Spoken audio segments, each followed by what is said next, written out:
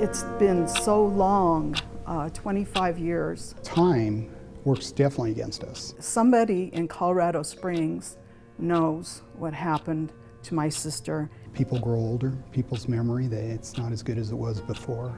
People pass away, so time's critical for us. 24-year-old Mary Lynn Vialpando had everything going for her. She married, and she started going to college, and life was just going really great for her. She and her husband settled down on the west side of town, where they lived with their young daughter. She just enjoyed life. She was very independent. She was spirited. She is just a joy to her whole family. Everything seemed perfect until June 5th, 1988, when the couple returned home from a wedding in Pueblo. They had a little argument. Mary Lynn left and was never seen alive by her family again. Miss Vialpando was seen at a couple of bars on West Colorado during that time, and eventually she was found in an alleyway right off of West Colorado.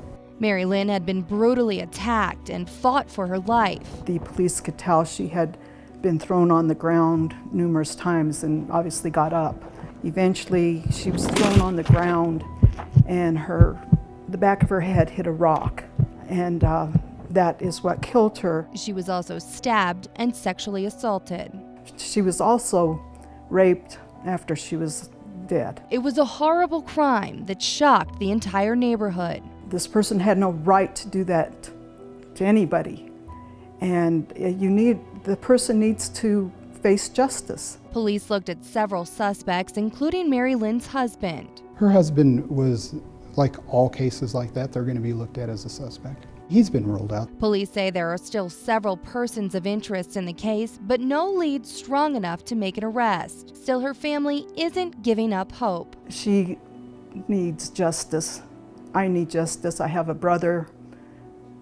We all need justice. And there's one thing they can cling to. There is DNA evidence. It gives us a lot of hope. DNA evidence was collected from the scene and has now been entered into the CODIS system, a national database of DNA. The easiest way to describe it is, let's say you have a drop of blood, and the lab is able to process that blood and come up with a profile. That profile is then entered into CODIS. If someone's been arrested or in prison for a crime, their DNA would be in CODIS. They would then match. The chances of a match may be slim, but it's enough to keep Mary Lynn's family going. It's time for that person to face the music. And it's for my family, it's for the community. I think about my sister, not continually, but I have a thought of her at least once a day.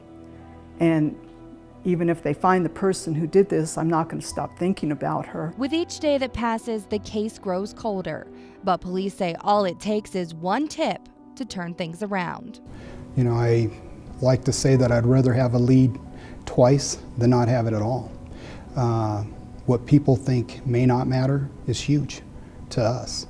I'd like to be the person that decides if it's critical to the case or not. I hope and pray that somebody who hears me speaking will come forward and tell what they know, because 25 years is just too long to wait for justice.